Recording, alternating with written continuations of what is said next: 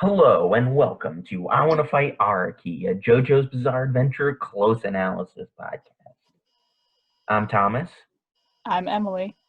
and today we probably what will turn out to be a beefer, because today we are covering Stardust Crusaders episodes 12, 13, 14, and 15. I think is this the first time we've covered 4 episodes for a podcast? Correct.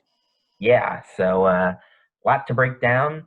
And without further ado, why don't we get started with the summary? At Dio's mansion, Anyaba is suddenly overcome with immense pain, sensing her son, Jay Guile, is dead. Thus, she orders the stand user behind the Empress to kill the Crusaders, slowly as punishment. Meanwhile, the Crusaders head to their next destination, Varanasi, along with Nina, Whole Horse's former lover. Polnareff begins flirting with Nina, but she is unresponsive. When the group arrives, Joseph notices that the growth on his arm, acquired from helping Nina earlier, has begun to swell, and he heads to the doctor's office. The doctor says it has to be removed, and as Joseph turns away from the operation, the doctor is suddenly killed with his own scalpel. The growth develops a face and reveals itself to be the Empress. When the nurse walks in, the Empress compromises Joseph by giving out his name and hotel, and Joseph books it out of the office to go into hiding. Joseph attempts to remove the Empress via both a wall spike and Hamon, but both are useless as police are called to Joseph's location by the Empress. Joseph begins running through a market to find a solution and nearly finds Polnareff before Nina distracts the Frenchman. As he continues to run, he notices various fruits and vegetables fall out of the rag he was keeping the Empress in, causing it to grow to the point where it can kill Joseph. The two tussle, and Joseph is knocked into a table holding pots of ash. He runs off and desperately tries to find a solution. Eventually, Joseph finds a barrel filled with a black liquid and attempts to drown the Empress, only for the Empress to reemerge, this time with a nail to Joseph's neck. The stand explains that it picked up the nail when Joseph was knocked into the table, and as Joseph's robot hand begins to fall apart from the attack, the Empress suddenly stops. Joseph reveals that in the same tussle, he used Hermit Purple on the ash to create a map of the city and find the nearest tar barrel. With the Empress immobilized, Joseph uses Hermit Purple to strangle and rip apart the Empress. Just as Polnareff is about to kiss Nina, though, her body begins convulsing, and a fat old woman bursts out of Nina, revealing her to be the true stand user. The group heads out of the city to escape the police, but as they leave, another mysterious car follows behind them. The following morning, the group ends up traveling behind the mysterious car. Polnareff decides to pull ahead, but accidentally hits the car with some pebbles.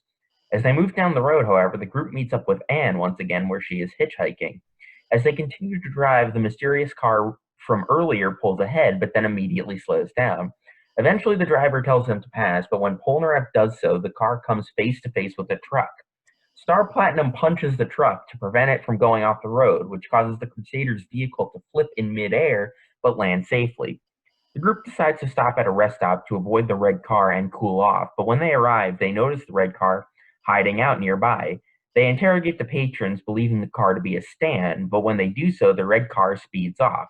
Deciding that if this is a stand, it needs to be taken care of, the group pursues it, but when they turn the corner chasing after the car, Polnareff nearly flies over a cliff along with the group. He stops, but the red car begins hitting it to knock the Crusaders' car over the cliff.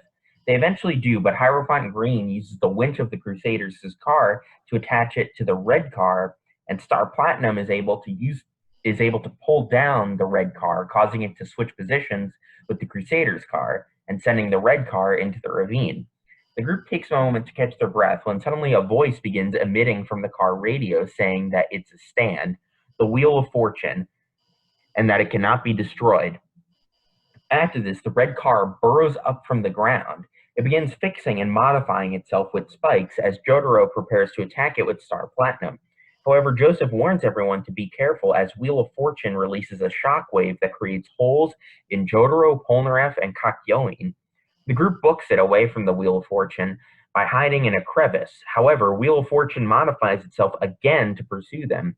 Anne falls behind but is saved by Jotaro as they climb up a cliff for safety. As Wheel of Fortune climbs the cliff, Jotaro readies himself for an attack, but just as he does so, the stand user points out that they are all covered in gasoline, as Wheel of Fortune's ability allows it to fire highly pressurized droplets of gas. The user releases some sparks from Wheel of Fortune, lighting Jotaro on fire and seemingly killing him.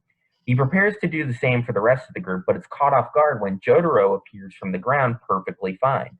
He reveals that he merely used his coat as a cover and unleashes a power and burrowed into the ground using Star Platinum. He unleashes a powerful stand rush on the stand user, and Wheel of Fortune reverts back to its junky base as the group ties up the user and heads toward their next destination. Meanwhile, back at Dio's mansion, Anyaba decides that because of all the stand users she sent failed, she will finish the group herself with the power of her stand, Justice. As the group sends Anne back home and Jotaro gets a new jacket, they head off into Pakistan. As they drive along the cliffside, more and more fog begins to set in, and the team elects to settle down for the night in the town below the cliffs. As they drive in, Jotaro notices the corpse of a dog on a pike, but eventually writes it off, believing he was seeing things. The group parks, and Joseph asks the locals for directions, but they seem unresponsive. Instead, they ask another man sitting on the street, who they discover has keeled over dead. Kakyoin asks the locals to call the police, but they once again are unresponsive. Jotaro examines the man's body and discovers several small holes throughout, but no blood leaking out. At this moment, Enyaba appears from the fog. Under the guise of a kindly hotel owner, she leads them to her place of business, all while imagining the way she will kill them. Everyone signs in, and while Polnareff searches for the bathroom, Jotaro, Kakyoin, and Joseph attempt to get a TV working to use Hermit Purple, but to no avail. At this moment, suddenly Whole Horse appears in the hotel on the trail of the Crusaders. Enyaba breaks down out of happiness that Jay Giles' quote, best friend is there to help her exact her revenge. As Whole Horse tries to comfort her, though, she stabs him in the wrist with a pair of scissors, saying that he abandoned Jay Guile. Enyaba then shows off the power of her stand, as the blood is drained from Whole Horse's wound, leaving a hole like the man outside. The fog then wraps itself around the hole, acting like the string of a marionette. Whole Horse attempts to counterattack with the Emperor, but accidentally shoots himself in the face because of Justice. Just as Enyaba is about to finish Whole Horse, though, Polnareff walks downstairs looking for the bathroom. Waiting for the right moment to strike, Enyaba feigns an injury and uses Justice to move Whole Horse's corpse out of view. Polnareff takes a shine to Enyaba, saying that he can be her son for the day. This enrages Enyaba, who attacks Polnareff, but Whole Horse recovers and manages to warn Polnareff in time for Silver Chariot to block her scissors. With Enyaba outmatched, she summons her zombie army to attack Polnareff, forcing him to run and hide away from the horde. He ducks inside the bathroom of the hotel long enough to get some distance from the army, but when he checks the keyhole for safety, one of the zombies' tongues forms into a spear that pierces Polnareff's own tongue. Justice takes control of Polnareff's tongue and forces him to lick the toilet in the bathroom. Suddenly, Jotaro walks into the lounge, and Enyaba tries to cover her actions. She explains to Jotaro, who is looking for Polnareff, that Polnareff is in the bathroom. But just as Jotaro is about to be stabbed in the back by Enyaba, he trips her and asks her how she knew his name when nobody has said it. She says that she knew from the guest book, but Jotaro takes out the guest book to reveal that he actually signed as Kyutaro Kujo. With the facade broken and Whole Horse having saved Polnareff, as well as warning Jotaro about Enyaba's abilities, Enyaba unleashes her army on Jotaro, which he effortlessly defeats thanks to Star Platinum. Jotaro, however, is stabbed in the ankle by a baby zombie, but Jotaro says that the battle is finished and that she won't take another breath. When Enyaba tries to, however, she can't, as Jotaro reveals that he's been using Star Platinum to inhale Justice over time. This causes Enyaba to suffocate and eventually fall over unconscious. As the crew recovers, they see that the fog from the town recede, revealing it as a mass gravesite. While Jotaro ties up Enyaba in rope, saying that she will be necessary to interrogate. Whole Horse, meanwhile, steals the group's jeep, but as he rides off, he advises the Crusaders to kill Enyaba as soon as possible, as Dio will be sending more stand users after them. End of episodes. Q. That's all I have to say. Kyutaro. Yeah, I don't know how to pronounce that name, whether it's like Kyutaro, Kataro. I don't know. I just like to say Q-Taro because it sounds stupidest. It's like Q-Taro. people named Catherine, but like Catherine spelled with a Q. Catherine. Why Q? I will always wonder, out of all the possible things he could have changed his name to, why Q? It could have been anything else, but he picked Q. I'd like to buy a vowel. Q. Q is a vowel. Is a vowel. It's happening. It is. Anyway, why don't we do the tarot breakdown right now? Always a good time. So, the first one is the Empress, which represents divine femininity. Oh, I'm sorry. In upright, it represents divine femininity, sensuality, fertility, nurturing, creativity, beauty, abundance, and nature. While in reverse, it represents insecurity, overbearingness, negligence, smothering, lack of growth, and a lack of progress. I mean, So, and Yaba is a mom. it's the Empress. Oh, for some reason, I don't know why the heck I was thinking that. We I was were like, talking about Justice, the Empress, what is what? Okay, now I have to change my entire brain work cell of brain. Okay, that was So hard. the Empress, Um, or Nana, Nina, her yes, name, whatever it is. this is probably like the least connective one, I would say, that we've encountered so far. I mean, in her fake, you know, what was revealed to be fake, she was pretty lady, I guess. So that's one thing. Yeah, And she was just like, I am an innocent woman. I do nothing wrong. the only But then thing you got the stand that's just like a goblin. a tumor goblin. Tumor goblin. Um, the only thing I can really think of is that, so like nurturing, like with they use a lot of like nurturing and like parent child language when Joseph is talking to the Empress. It's Like very cursed. yeah, it makes things weird for sure. Um, The Dilf Hunters are here. this is a really weird pull, but there's an obscure Doom Patrol villain called the Beard Hunter. The Beard Wants- Hunter, he hunts beards. Yeah, he just wants to kill people with like really awesome facial hair. Wait, really? Yeah, Why? because he can't grow any himself, and That's he's so petty. sad. Um, He just so wants a really rad beard, but he can't have one. How sad. and I'm just imagining now the Dilf Hunter, where it's the exact same thing, but you know. Anyway, Oh boy. yeah, to be honest, I can't really think of any of these other words, upright or reverse, really relating to the Empress.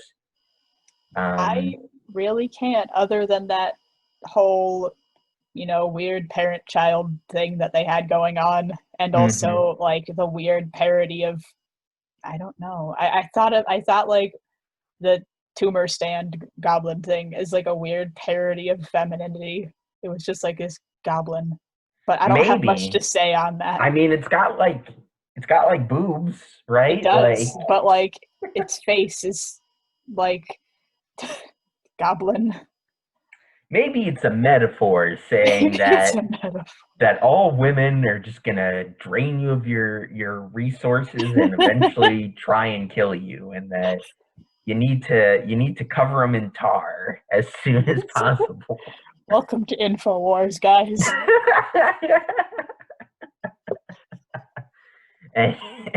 Anyway, I'm your clearly, host, Alex Jones. They're putting chemicals in the water to turn the frogs gay, guys. You gotta wake up. This is an important issue. The frogs are gay, guys. There's gonna be no more frogs. They're not gonna reproduce anymore.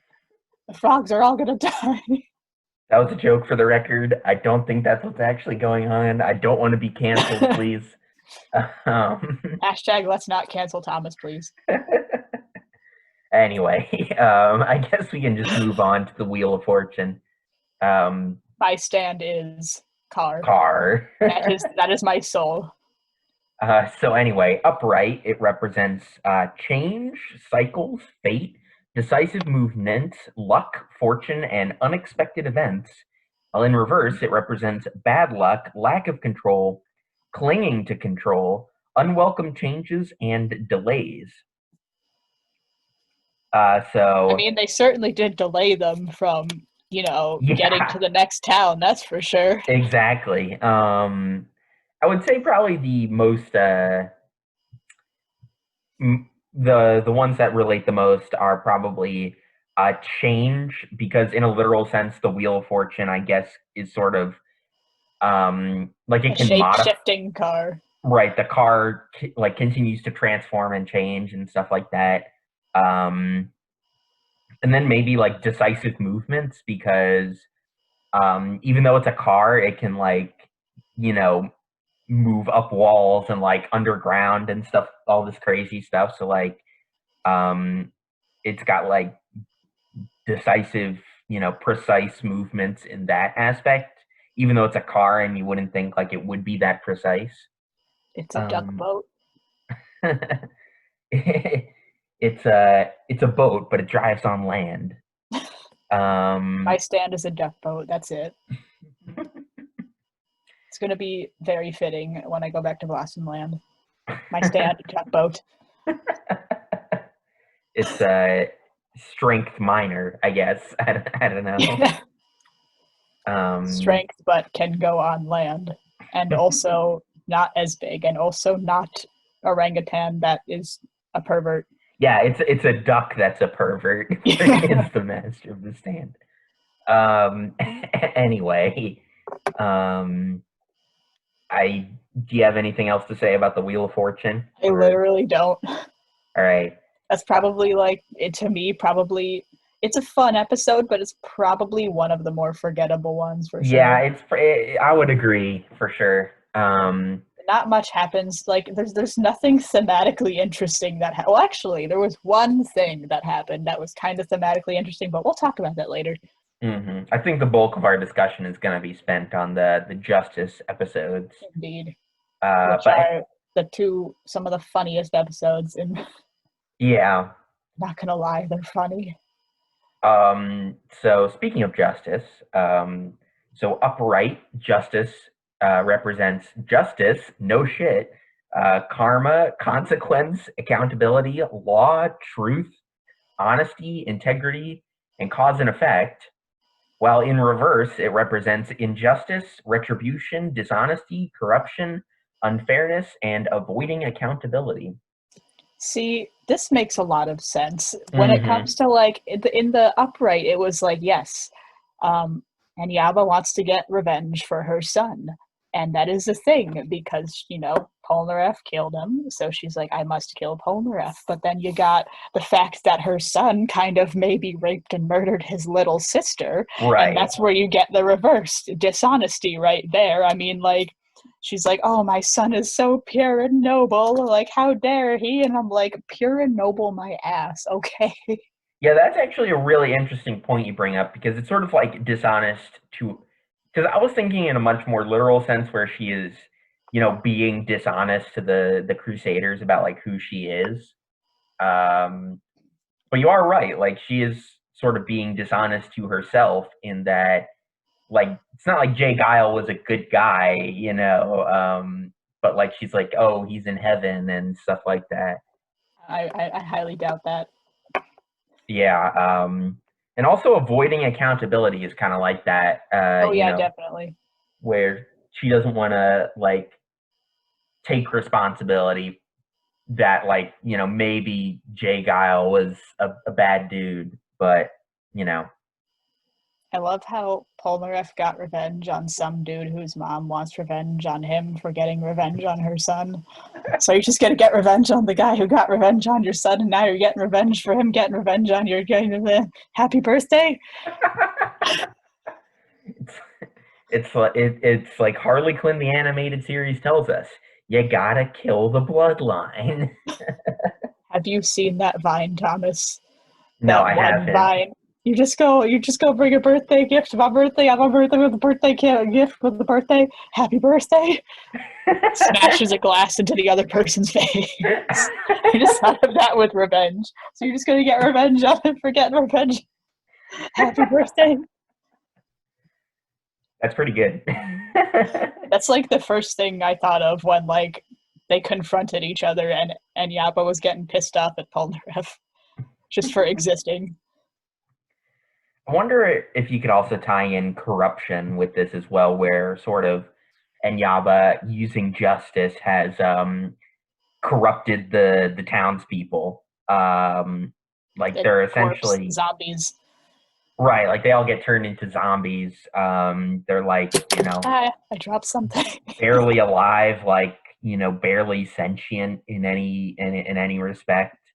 And especially the fact that the quote unquote town is like a graveyard, like that's sort of a perversion of a graveyard, which is supposed to be sort of a holy place and like a place where, it's disrespectful to like alter it. It's like, you ever seen Poltergeist? Like Don't they be doing that. you build a house on top of an Indian burial ground.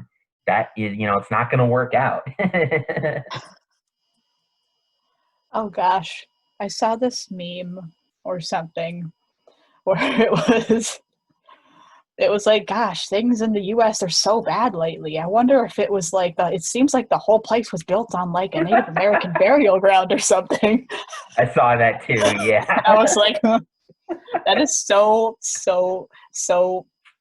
just so it's such a hot take. It's Calling so us like out. it's so depressing, but like so true at the It's same. funny because it's true. It's very funny because it's true. Yeah. So, I, all right. All right. These are All right. mostly comedic focused episodes. Oh yes, I don't have Um, a whole lot of smart things to say, but I do have a lot of silly things to say. Sort of, and I think, I don't know, I kind of want to think about this a little bit in like a meta sense Oh, where, I have some thoughts. so particularly about the justice episodes where there's like a lot of build up to this two-parter with justice. When Polnareff is introduced, we get the idea that a man with two right hands killed his sister. We figure out who that sister is in the Yellow Temperance fight. And then Polnareff kills him in the episodes after. And then we keep seeing after the Empress fight, we see Enyaba's takes, her getting frustrated. And then after Wheel of Fortune as well, is sort of like that's like the last stand she sent after him. And she's like, fuck it, I'm gonna do it myself. So there's a lot of serious build up to this. And then the episodes are mostly like comedic in nature. It's essentially like, Polnareff is totally oblivious about what is going on, and there's just a lot of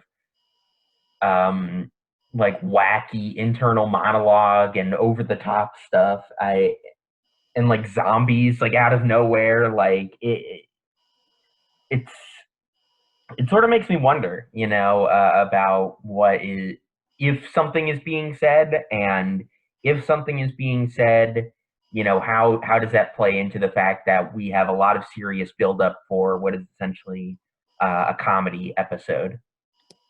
I feel like it's sort of so, we had the Emperor and the Hangman episodes, which were very much on the serious side. Those are some Hmm. of the, most intense episodes in this part. But then you got, what's his name was a really bad dude, right? Hmm. And what's his name? Jay Guile was a really bad dude. We do not vibe with him at all. But then you got Enyaba, who is just completely delusional about him. She's like, yes, my beautiful son who's never done anything wrong before. So it almost makes sense why these episodes were silly, because her her grief and her desire for justice are not justified, which is I feel like that makes sense in that way, where it's like, okay, this is the fact that she wants this and the fact that she believes that her son was right is just really stupid, and we're not going to take it seriously because it was really stupid. I I I really like that. We got a galaxy brain moment out of these episodes. Oh, we do? How about that? I think that's actually really super smart. Especially Geez, when how'd that happen? when you think about it and like how it's framed. Where I mean, again, there's a lot of buildup towards Polnareff's encounter with Jay Guile, but I think the fact that where Polnareff is, not just one of our protagonists, where we relate to him, we want to see him, you know, be victorious. Um, framing the story with Polnareff as a protagonist, it makes us feel like his revenge is justified, even though he doesn't necessarily go about it in the most correct way. We still like are fundamentally taught to believe that like Polnareff's desire for revenge is correct, whereas opposed to and Yaba, who you know I haven't brought her up a lot in the summaries, but we see her pretty frequently, and she's framed as a villain, and like I think in an objective sense, like it's totally correct to say that Enyaba's desire for revenge is unjustified, even if it is understandable. Like Jay Giles a bad dude. Like no one should get revenge for that guy. But yeah, that's a really brilliant way of thinking about these episodes. Good. We said something smart. Yay. Quote Because him Jay back. Guile was just like completely irredeemable. Yeah. So it makes sense. It makes a lot of sense. And I think especially I think accountability, just bringing back to like the tarot stuff as well, is a tie-in where um, she says that like Whole Horse abandoned Jay Guile, but like if you think back to those episodes, it's not really necessarily what happens. It's more like Yeah, Whole Horse was actually like not lying when he said that, yo, he was already dead when I got there.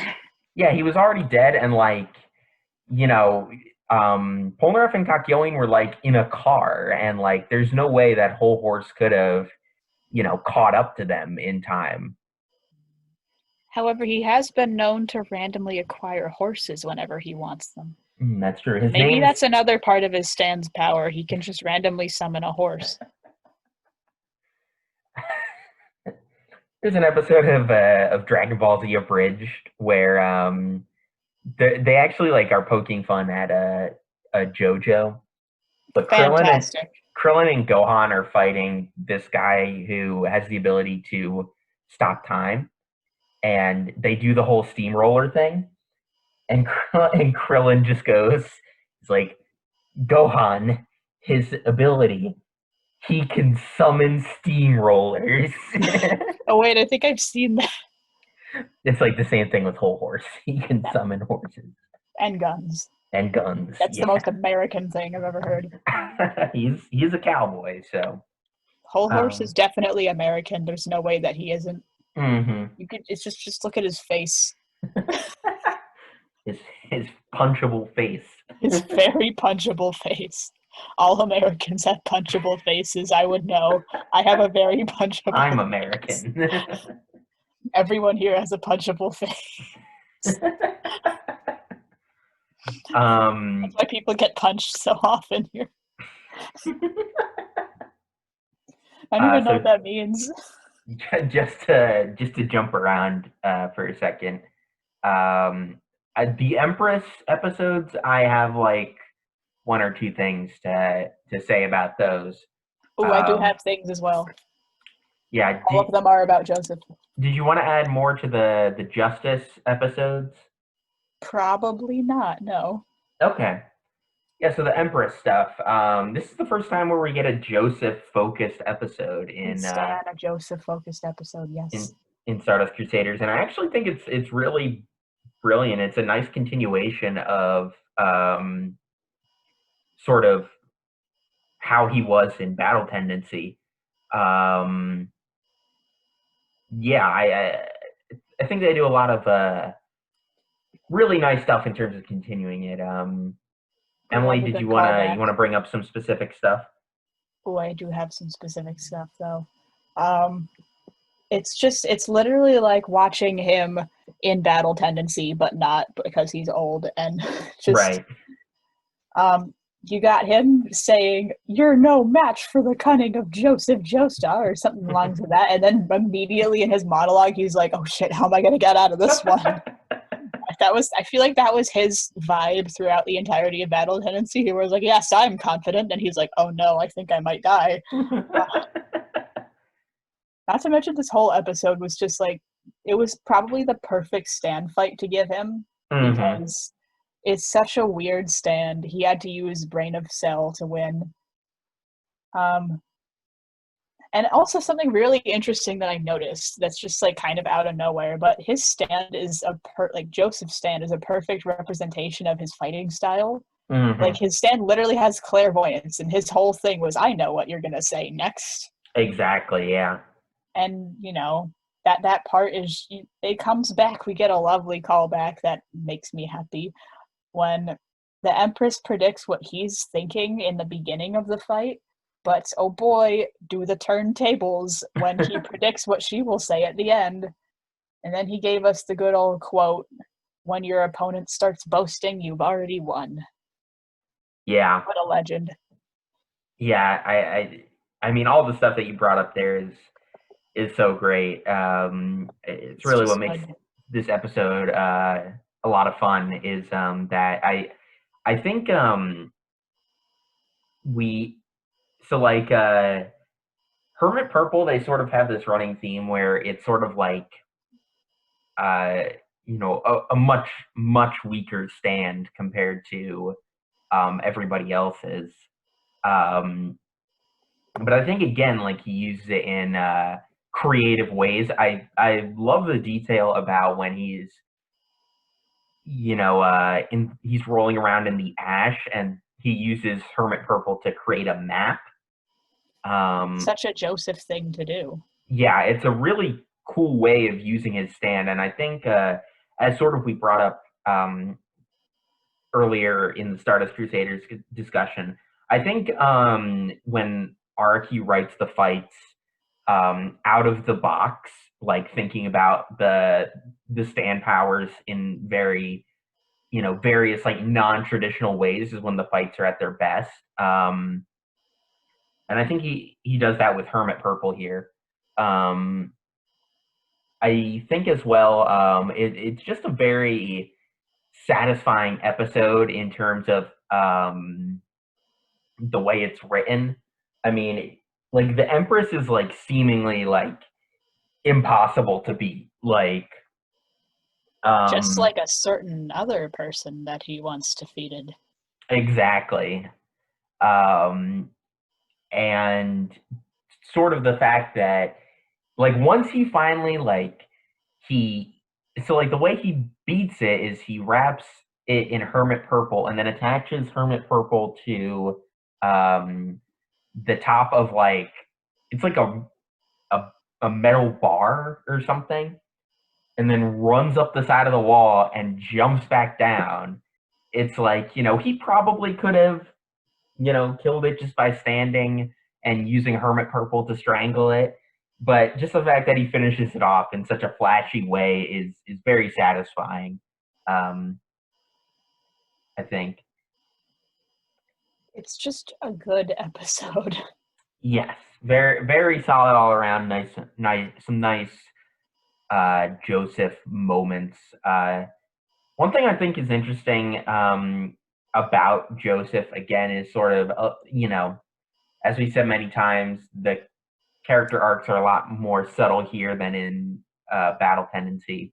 Um, but and this is this is after Wheel of Fortune, but when he's Anne is like not wanting to leave the group, and Joseph explains like, look, like the reason we're here is because my daughter Holly is, you know, very sick, like her stand is going to kill her, and we need to kill Dio to save her. And I'm very worried about her because she's my daughter, but I can't be with her. And him saying that is what sort of gets Anne to get on the plane. Like it's a much more sensitive, like I think a lot of the best moments, and for good reason, for Joseph are comedic in nature, like jokey and stuff like that. But this is a rare moment where he's very genuine and he's very emotional. And it's just like a nice thing to see. Like it definitely shows that he's sort of matured in a way compared to how he was in Battle Tendency. When a man becomes a dad, a metamorphosis takes place. That is what happened to him. Every once in a while in part 3, he's just like, dad mode activated. When a man gets a metal hand. Not to mention, like, it's also contrasted with Polnareff being like, okay, GTFO, and she's like, no. And then Joseph's like, okay, no. Yeah, it's pretty funny. Like, I'd say, like, I think when we sort of talked about all the introduction of the Crusaders, we kind of like filed everyone into different categories, and like Joseph is like, he's the goofy dad, and like Avdol is the serious dad. The two dads of the group. You got goofy dad, you got wisdom dad, then you got Jotaro. You got that weird cousin that just is a delinquent that never says anything at the family reunions. Then you got the very loud cousin that will never shut up. He shows up in... Jotaro's the type of guy who will show up to a wedding in an MCR t-shirt. He don't play by the rules. And then you got Kak, who is always never talking with... He's the cousin that's never talking with the other cousins. He's always talking with the aunts and uncles. You got Khaki over here. You got Khaki. I just thought of, like, the pants. Exactly, Khaki. that's what I was going for. You got Khaki over here. Got, like, the green jacket with khaki pants. No, I hate that. That's so cursed. Oh, man. Yeah, and I don't have anything else to say about Wheel of Fortune. I have one thing about Wheel of Fortune. Yeah, go for it. So we love a good... We stan the whole Destiny vibes we get going through the whole show. Mm-hmm. But then at one point, the what's his name? Jotaro. I forgot exactly what... I also... Was it ZZ was the stand user, ZZ Top, but he didn't have a cool beard. How sad. He said something about, like, I don't know I forgot what he said, but Jotaro's response was, in life you have to forge your own path. We love a good thematic callback. Definitely. I don't know if we should talk about this in the silly stuff or not, but an extremely meta moment is when he thinks that he's killed Jotaro, and he's like, part 3 is over. And it's like, what? He literally gets lit on fire. Yeah. And then he's like, how about I dig?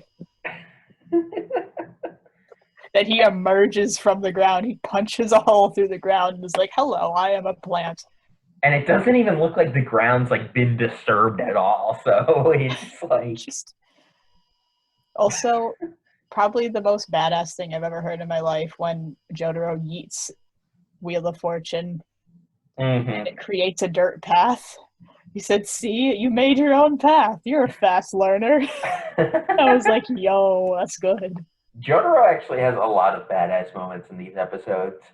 I think the whole Kyutaro moment is Q. Very cool. Honestly, I mean, it's a little bit goofy because it's Q, but like, you know, it's still like a nice reveal, sort of like it's kind of like at the end of Ocean's 11, where they show like how they got away with the heist, like despite everything, but like obviously on a much smaller scale. You can really tell what kind of person he is because he chose the letter Q. This is a lot about a person. That really shows his delinquent tendencies and his very, There's very no. mild shitlord vibes. He doesn't put the U after the Q, so Yeah. therefore he's a delinquent. Gotcha. All Yes, right. that's it. That's it right there. He Um. thinks Q is a vowel. He doesn't play by the rules. Whenever he plays Hangman, the first letter he always guesses is Q.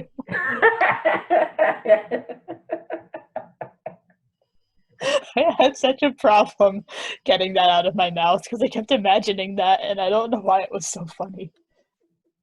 Just someone just saying Q every time. Jotaro, Q's already on the board. I said Q. So should we talk about the silly stuff in the show and not the silly stuff we imagine? I think I have a hot couple more intelligent things to say, or Oh at yeah, least go for mildly it. intelligent things. Um, there's this one tiny little moment when Anyaba's about to make Polnareff like a toilet. We promise this is serious. I promise it's serious. And then he says, "Oh God, help me!" And then Jotaro kicks down a door. It's like, "Yes, here's God, ready to help you." It's such a good transition where he's like, "Oh God, help me!" And it's just literally him kicking down a door. I never thought about it that way, but that actually makes a lot of sense given God. the last episodes. Also, Nena manipulating Polnareff to buy time, and our poor boy is thoroughly even more traumatized than he already was. I have something to bring up in the silly stuff about that as Good. well. But Oh, and then I have one smart thing to say. One more. I think it's about dumb of asshole of horse. I came up with a thing where it's so you got Enyaba and you got Whole Horse, and they're the only two enemy stand users TM that appear like several times. The rest of them is just like they get their two-parter or their one episode and nope, they're gone now, no more. But then you got like Boingo and or Boingo, who Boingo appears twice, but right. it's not a whole lot. But then you got Whole Horse who appears I think a solid 3 times, and then Enyaba who appears often. So you got these two, and I feel like they're both very memorable. And Yaba's just great. Like she's kind of terrifying. She's very different from all the other enemy stand users, and the fact that she's an old lady who's very unhinged. And then you got Whole of Horse, and I was like, all the JoJo fans love this man. And I just think the reason we all love this bastard is because he appears several times, but even in that case, he's different from Enyaba because he's like completely neutral in a weird way. He doesn't actually care about Dio because he like tried to shoot him at one point. And in these episodes, he actually had a common enemy that is Enyaba, whatever. So they weren't they didn't fight Whole Horse. He was just there. So it was like an odd, weird. It wasn't an alliance, but it was. They both had a common enemy, and then he like stole their car later. But that's fine. Yeah, it's like Whole He Horse is doesn't. in it for himself. Yeah, And I think I feel that's like people even stand that. yeah. And it does make him relatable in a sense. I remember, I believe there's an interview where Araki said that like in very early drafts of Stardust Crusaders, Whole Horse was gonna join the team. Oh, that would have been interesting.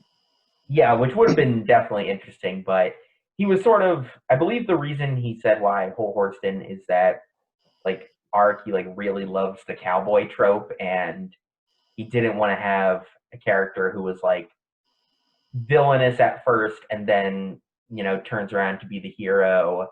Like, he just felt like that wasn't fitting. So, uh, that's why Steel Ball Run is like cowboy themed. I'm a Um, cowboy on a steel horse. on a whole horse. One whole horse, an entire horse. um, And also, we got the fact that I feel like he's the only character in at least part 3, but definitely one of the very few characters in the whole franchise that literally is completely in it for himself and nobody else. Like, he doesn't give any shits about anyone else. right. So he's just like a strange wild card that appears every once in a while to cause problems on purpose. I do think it's interesting when he steals the car, that he's like, like, I'm going back to Dio's side. It sort of is like almost like maybe he was thinking about signing up with Jotaro's team, but like at the last minute decided not to. He wasn't even fully on Dio's team. He like tried to shoot him at one point. It's like the only reason he stayed with Dio is one, he was probably being paid, and two, Dio was just too terrifying for him to go against. You He know was that's just trying to live his damn life. that's another point about Enyaba is that she's one of the few stand users who's like not a mercenary. Um, She's just like in it to see what our boy will do next. She literally said that. right, exactly. And I think like even Jay Guile is getting paid. At the very least, like Whole Horse is. Where'd Dio get all this freaking money? Did he invest in the stock market? um, I'm. Do you remember when Part 5 takes place? Off the top of your head? 2001, I believe. Oh, okay. Yeah, that would make sense. But yeah, I was just thinking like if there's a JoJo part that's around like 2008, 2009, like that motherfucker's responsible for the the housing crash. Dio just killed the economy. It's his fault. I blame the Great Depression on Dio. Yeah, so I think that is still. I don't have any more smart things to say. okay. So on to the silly stuff, which there is quite a bit of There's in a these bit. episodes. Okay, Um, so I do got one thing. Where is it? I lost it. Oh yeah, when Jotaro pays a seamstress in Afghanistan, I think. No, it was Pakistan. Pakistan. When he pays a seamstress in Pakistan to make him another Japanese school uniform exactly like his original. And even she's confused. She was like, this is very specific. Yeah, it's pretty funny. The dedication that he and To Katsuoin that have to the joke. school uniforms is to be admired. It's such a good running joke. I just I had to wear a uniform in middle school, and let me tell you, I ripped that thing off as soon as I got home. Every chance I took to not wear it, I took. Yeah, I had a uniform for quite a number of years in middle school and high school, and I can relate. Why do school uniforms exist? They're so dumb. Not gonna lie. I think the idea is like, it's supposed to foster, like community or like, make kids follow the rules and stuff. But it don't. It just no more fashion expression. Right. Uh, Sad me in middle school who like in high school and in college was just like, yes, I'm going to just dress as crazy I can possibly do. I'm gonna look like a real life stand user today, and that I'm was gonna every wear day. orange pants and no one's gonna stop me. That's that's me. I wish I had orange pants, but I don't. Ooh, also, We'll get you those part 5 pants I for your need the birthday. part 5 pants. They're so good. They're so well designed. I remember when I like sent them to you, and then you said back, you said, "I'm so surprised." I think you said something like, "I'm so surprised you don't already have those. I feel like the universe just should have given them to you on principle." And I was like, "Yeah, they should um, one thing I think is kind of humorous from the Empress episodes is just like Nina's like dead, not even like paying attention face to Polnareff's antics. Like she is the least interested woman on the planet. have." She Like does not care. And at one point, he actually gives her good advice. He's like, "Whole Horse is a bastard. He doesn't actually care about you." But then he's like, "But I care about you." And I'm like, "You stupid." why? That could have been great advice, but then you were like, "I want to hook up with you." Come on, Nina. Why don't you date a nice stand user for once? Oh God. Oh God, that's so cursed. Ooh, also we got, he's like that cartoon cheese you see on Tom and Jerry. Oh yeah. There's It's so many weird references. it's called Swiss cheese, Polnareff. God. Swiss of cheese. And Yeah, they a bring up 007 movie was filmed here, and John Lennon once stayed here. Really? No. and Polnareff is like he jokes like, "Hey, my name kind of sounds like Paul from the Beatles, Paul McCartney." My autograph is worth as my autograph is worth as much as Lennon's. I am Paul Nareff. And yeah, I would say I'll keep it for all time to commemorate the day I murdered you. In general, all of Enyaba's interactions with Polnareff are hilarious. Polnareff's just sheer obliviousness is like so funny. Like when he, they're chilling out in the lounge, and Polnareff just goes like, "Oh, you don't have any family? Like not even a son? Well, you can call me son." And he starts giving her a shoulder rub, and she, at that point, just like Is losing it internally. exactly screaming internally, like. She's actually screaming. Mm-hmm. It's so good. It's such a good setup. Polnareff is so lovely. It's like through this, he's actually a really nice dude. He's just like, "I'll be your son. I'll help you out while I'm here." But then, Right. little does he know, she I stabs him with a pair of scissors. really just like the way Enyaba moves is hilarious. The moment where Polnareff is being chased by the zombies, and like Enyaba, who is a very elderly woman who walks with a cane, is like keeping up with like prime of his youth Polnareff, and he's just like, "This is terrifying." She is fast. She's terrifying. She is terrifying. I wouldn't want her as my mother. No. I wouldn't want Jay Guile as any relation to me. No. I wouldn't like to be alive in the same period of time that he is. Yeah, I'm trying to think of like other funny stuff. Ooh, I got one. Yeah. When Jotaro defeated Justice, "I will inhale your stand." He just inhales it, the whole thing. Like, how? It's extremely random. It's like So Star Platinum is super dummy thick everywhere, and apparently his lungs are just massive.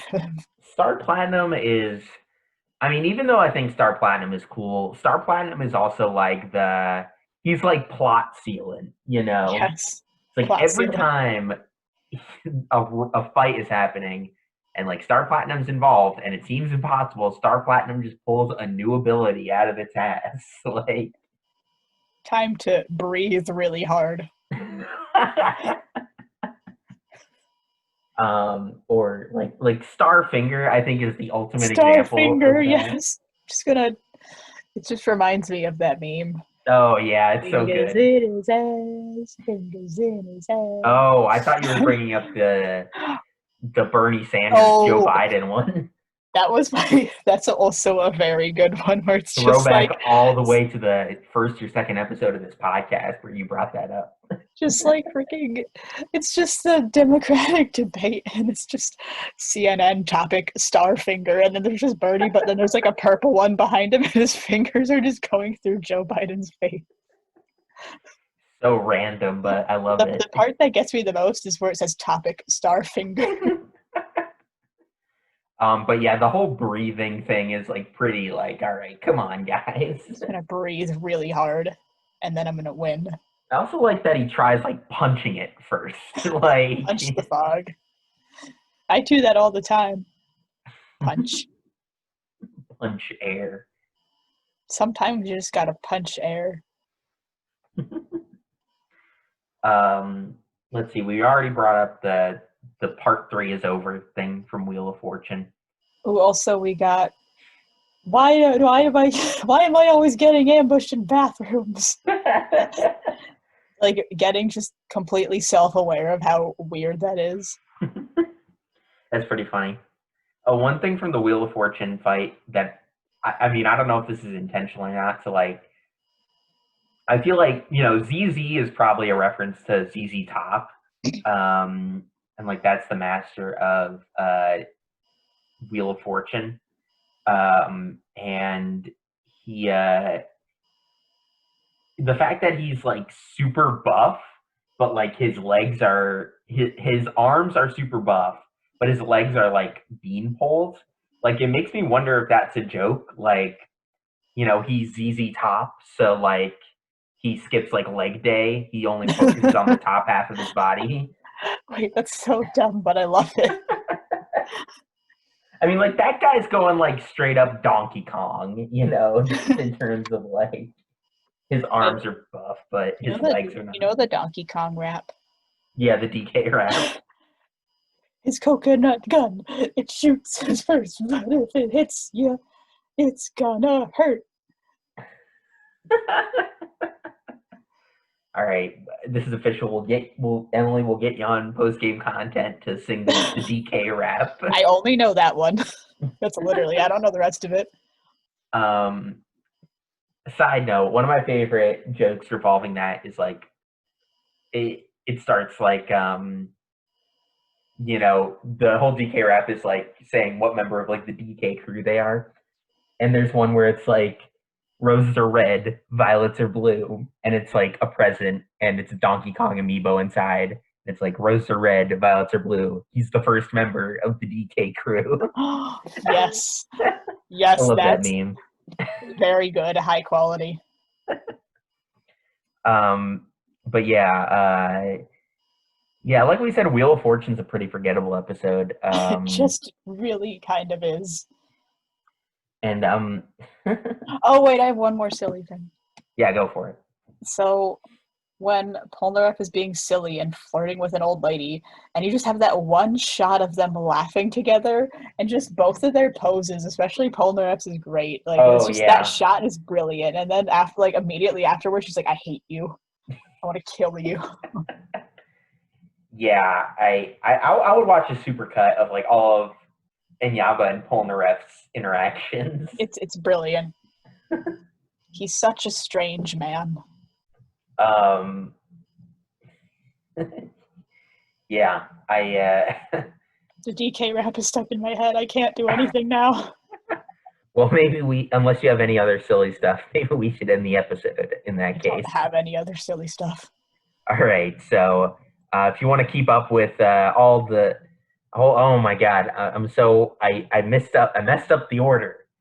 I'm not going to cut that, but to start from the beginning. Everyone needs to know that you messed up, Thomas. I mean, we've been doing this for 4 months, so like we've been messing up every time for 4 months. Anyway, if you want to see all the silly, semi-serious stuff that I post about in my free time, you can follow me on Twitter at Thomas M. Brickman. I also do another podcast with my buddy Kevin, which I just mentioned 5 seconds ago. You can find that on YouTube. It's called Post Game Content. You can keep up with all the news and stuff regarding that at Post Game Con, at Post Game CON. I'm probably going to be planning a solo Let's Play that's going to go up on that channel, just because we're sort of in between episodes right now, and some stuff came up on Kevin's end. So if you want to look forward to that Let's Play, be sure to follow all those socials in the channel. And Emily, where can people find you on the internet? A place, I don't know if you've heard of it. It's called Twitter. It's not that popular, I don't think. But It's not. At Emily Winkles, I post things. And if you want to keep up with all the news and hilarious memes that Emily finds and occasionally makes, you can follow the show at iwanttofightar1 on Twitter, and I Want to Fight Araki on Instagram.